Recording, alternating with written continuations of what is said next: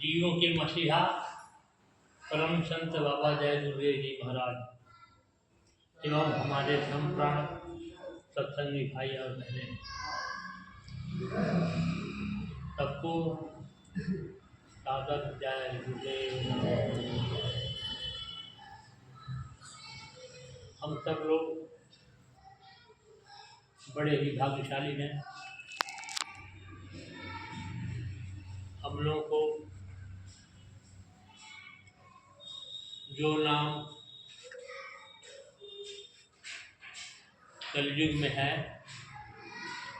जय गुरुदेव नाम प्रभु का, ये नाम कलयुग का नाम है। अलग अलग युगों में जीवात्मा के कल्याणार्थ हेतु कुछ समय के जो भी संत महात्मा रहे हैं वो सभी अपने अपने युगों से के अनुसार नाम जगाए। सतयुग में कुछ समय के संत महात्माओं ने हरि नाम जगाया। द्वापर में कुछ समय के महात्माओं ने द्वापर में कृष्ण नाम का जगाया। त्रेता में संत महात्माओं ने राम नाम को जगाया। और कलयुग में अभी तो कोई नाम नहीं जगा पाया, पुराने नाम से ही लोग अपना काम चला रहे हैं। लेकिन स्थितियाँ परिस्थितियाँ बदल गई, समय बदल गया, मन की हालत बदल गई, आयु की हालत बदल गई, सारी परिस्थितियाँ विपरीत हो गई और नाम जो है पुराना रह गया। इसीलिए जीवात्माओं का न कल्याण हो रहा है उन नामों से और न देश दुनिया का कल्याण हो रहा है। मानव के कल्याण का मतलब अंदर और बाहर दोनों तरफ सुख और शांति का माहौल बने, तभी कल्याण हो सकता है। यहाँ हालत क्या है, हम पुराने नामों को लेकर के हम मुक्त होना चाहते हैं, मुक्ति को प्राप्त करना चाहते हैं, लेकिन पुराने नाम काम नहीं कर रहे हैं जीवात्मा के ऊपर। ये जो कलयुग में मालिक ने, गुरु महाराज ने ये जय गुरुदेव नाम जगाया, ये जय गुरुदेव नाम कलयुग का है। इसी नाम से वर्तमान में कल्याण होगा। अगर उन नामों से कल्याण होने का आधार होता, अगर व्यवस्था होती, तो आज चाहे धार्मिक हो लोग हों, उन नामों से जुटे हुए, पुराने नामों से जुटे हुए जो धार्मिक लोग हैं वो कैसा भजन करते हैं कि उनकी हाथों में देश की व्यवस्था सौंपने के बाद भी राम के नाम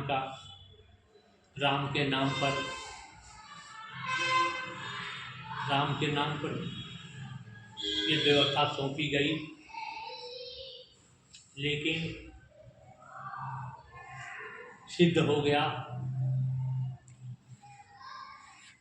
कि राम के नाम से न देश का काम हो सकता है, न जीवात्माओं का कल्याण हो सकता है। और इन लोगों का काम जो पुराने नामों से भजन करने वाले हैं उनके अभी समझ में नहीं आ रहा है राम और अल्लाह एक ही हैं, खुदा गॉड एक ही है।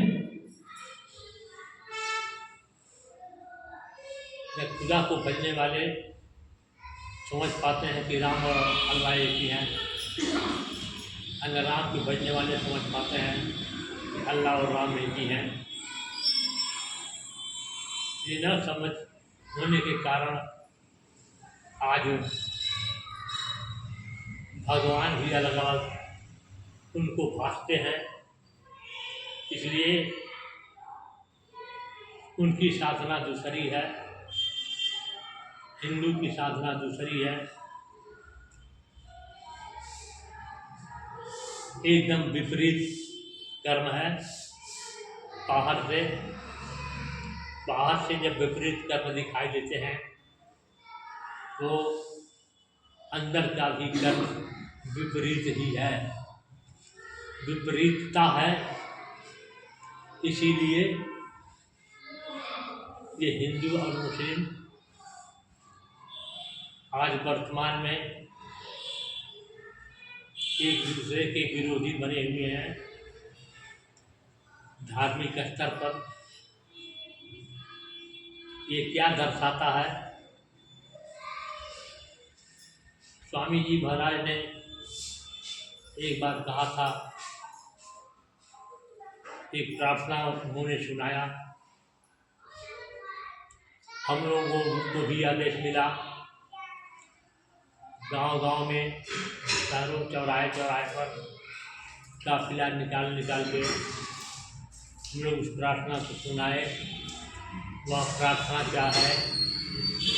इस युग की बदलती दुनिया में इंसान तुम्हारा क्या होगा?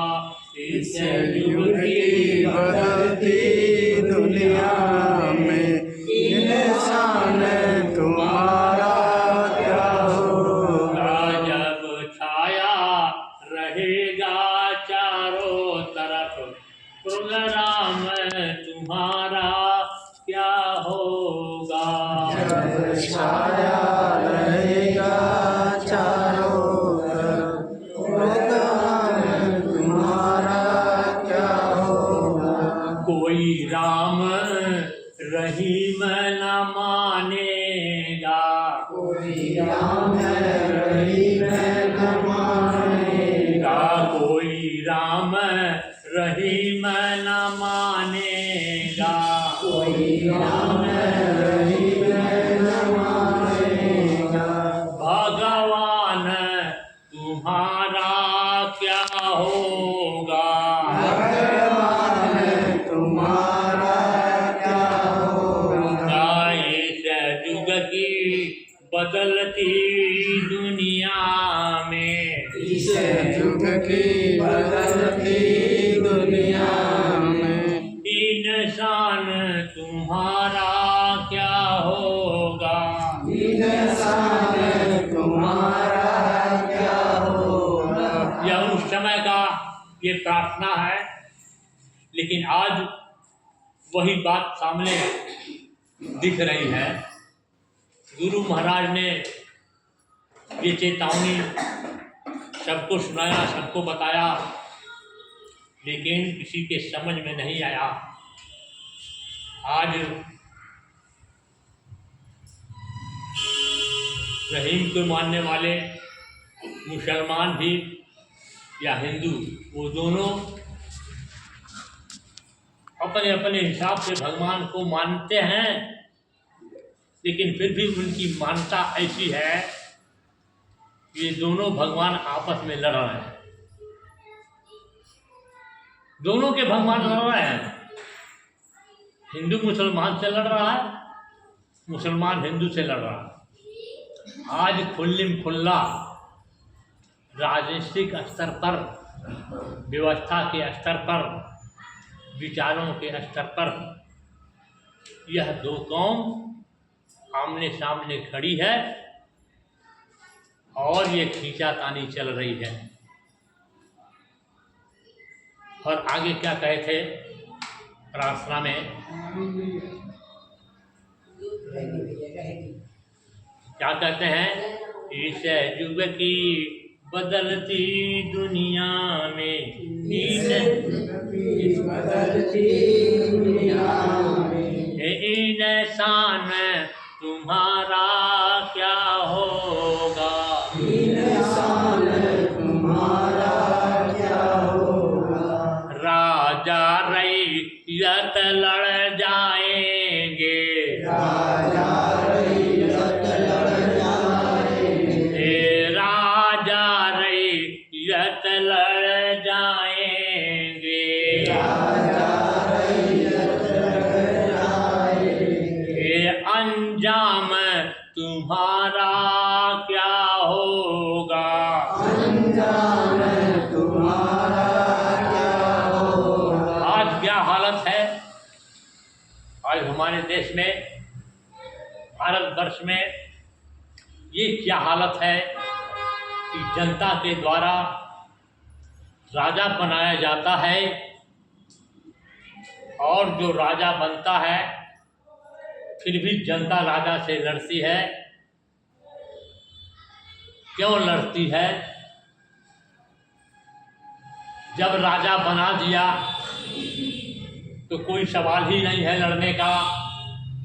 राजा बनाने के पहले ही सोचना और समझना चाहिए, देखना और सुनना चाहिए, लेकिन सोचने और समझने की शक्ति, विचारने की शक्ति, देखने की शक्ति तो हो गई है खत्म।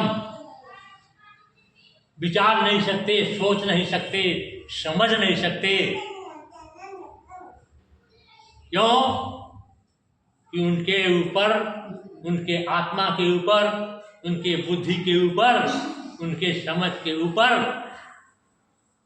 गंदगी का पर्दा पड़ा हुआ है। और वह गंदगी क्या है? खान का, पान का, देखने का, सुनने का, विचारने का, ये सारे पर्दे चढ़े हुए हैं। इसलिए ये समाज खुद ही नहीं समझ पाता है कि क्या करें क्या न करें।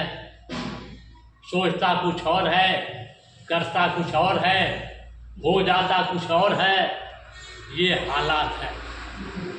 क्या सोच समझ करके यह जनता मतों का ध्यान करती है कि इनके द्वारा हमें न्याय मिलेगा, इनके द्वारा हमें सुरक्षा मिलेगी, इनके द्वारा हमारी व्यवस्था होगी। लेकिन यह खुद ही नहीं जान पाए कि न्याय क्या है। न्याय तो अभी कोई समझ ही नहीं पाया। क्यों? कि न्याय जो है धर्म का अंग है। जब धर्म को नहीं समझ पाए, धर्म क्या है, जब धर्म नहीं समझ पाए तो धर्म का अंग न्याय है। न्याय को कैसे समझ पाएंगे जब न्याय ही खत्म कर दिया गया व्यवस्था के अंदर से। तो जब न्याय खत्म हो गया तो सुरक्षा खत्म हो गई। जब सुरक्षा खत्म हो गई तो व्यवस्था खत्म हो गई। सिर्फ धर्म को अलग होने की वजह से, न्याय को अलग करने की वजह से, धर्म का मतलब कोई दाढ़ी, लाल पीला हरा कपड़ा, दाढ़ी, चंदन, फटाका नहीं है। धर्म जो है वो चेतना का जागरण है। धर्म जो है आत्मा का, शरीर मन चित्त बुद्धि से चेतना का ऊपर उठना, उससे अलग होना, मन चित्त बुद्धि से अलग होना, चेतना से चेतना की तरफ वापिस होना। और जब तक चेतना को चेतना की तरफ वापिस नहीं करेंगे, चेतना को चेतना से नहीं जोड़ेंगे, तब तक धर्म समझ में नहीं आएगा। क्यों? कि चेतना को जड़ता से जोड़ लिया गया और जड़ता के जोड़ने के कारण हमारी आत्मा जड़ता में फंस गई। और जड़ता में फंस करके जो जड़ता में चेतना फंसी रहेगी तो न कभी सुख मिलेगा, न कभी चैन मिलेगा और न कभी व्यवस्था होगी। ये हालात जो है हम सब मानवों की हो गई। हम जड़ता के पीछे, मंचिती बूढ़े पीछे, विषय वासनाओं के पीछे, प्रकृतियों के पीछे हमारा ध्यान, हमारा मन लगा हुआ है और हम उसी में लगे हुए हैं। और ये हमेशा ये दुखदाई है। विषयों से, प्रकृतियों से ये सिर्फ दुख ही मिलता। विषय वासनाओं से ये सब कभी पूरा होने वाला नहीं है। काम, क्रोध, लोभ, मोह का अंत नहीं है। शब्द, रूप, रस, गंध का कोई अंत नहीं है। अंतहीन है, अंत है, इसकी सीमा नहीं है। इसलिए हम सब जीवात्माएं उसी बहाव में बह रही हैं और सारी जीवात्माओं को दुख उठाना पड़ रहा है। आज इतना ना समझी आ गई है कि संतों की बात, भक्तों की बात, अध्यात्म की बात, प्रभु और परमात्मा की बात ये संसारी लोग सुनना ही पसंद नहीं करते। इसका कारण ये है कि संत और महात्माओं की वाणी में वैराग उत्पन्न होता है और ये राग में फंसे हैं और संत की वाणियों से वैराग उत्पन्न होता है। तो जब वैराग उत्पन्न होता है तो भयभीत हो जाते हैं। वो सोचते हैं इस विचारों से, इस ज्ञान से, इस समझ से, वैराग का ज्ञान से हमारा घर छूट जाएगा, हमारा परिवार छूट जाएगा, हमारा इस संसार का संबंध टूट जाएगा। इसके यह दिखाई देने लगता है। इसलिए वो भयभीत हो जाते हैं। भयभीत होने की वजह से ये संत महात्माओं की वैराग रूपी वाणी, वैराग का सत्संग उन्हें आता नहीं है, उन्हें अच्छा नहीं लगता। इसलिए वो संत महात्माओं की बात सुनना, समझना पसंद नहीं करते। क्यों? कि वो फंसे हुए हैं मोह में, ममता में, क्रोध में, काम में, शब्द में, रूप में, रस में, गंध में, ये सब फंसे हुए हैं और इसी को ही अपना सब कुछ मानते हैं और उसी में मस्त है। वह ये नहीं जानते कि ये जो है ये सारी प्रकृति जड़ है। मन भी जड़ है, बुद्धि भी जड़ है, चेतन भी जड़ है। चेतन नहीं, ये मन, चित्त, बुद्धि, अहंकार भी जड़ है और ये शरीर भी जड़ है।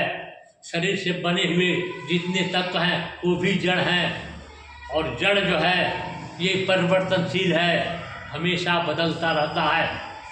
तो जो बदलता रहता है उसके साथ हम संबंध जोड़ लिए हैं। इसलिए वो जो बदलता है, जिससे हमारा जुड़ाव है, तो दुख का कारण बनता है।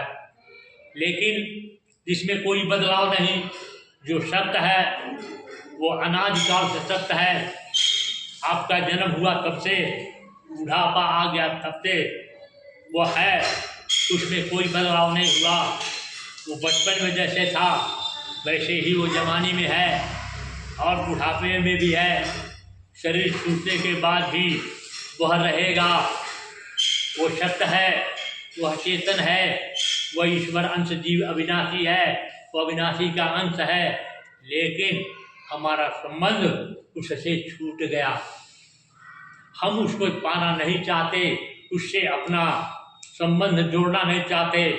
अपना संबंध जो है जड़ता से, परिवर्तनशील वस्तुओं से, परिवर्तनशील शक्तियों से हमारी चेतना जुटी हुई है।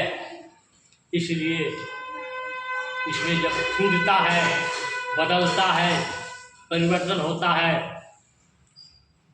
तो दुख का कारण। अब जैसे एक शरीर में विचार है, ये भी बदलता रहता। जलने वाली चीज जो है वो सब असत्य है। बुद्धि भी बदलती रहती है। पांचों तत्वों का में भी परिवर्तन होता रहता है। विषयों में भी हमेशा परिवर्तन होता रहता है। और इसी परिवर्तन के साथ हम सब लोग जुटे हैं। इसका परिणाम क्या होगा? कहते हैं ये शरीर छूटेगा तो ये चेतना कहाँ जाएगी? जहाँ जुटी रहेगी, जिससे संबंध बना रहेगा। और आशाएं, अधूरी आशाएं, संसार की वस्तु, संसार का संबंध हमेशा अपूर्ण है। जब ये अपूर्ण है तो इनसे आशा लगाना भी, आशा भी हमारी अपूर्ण ही रहेगी।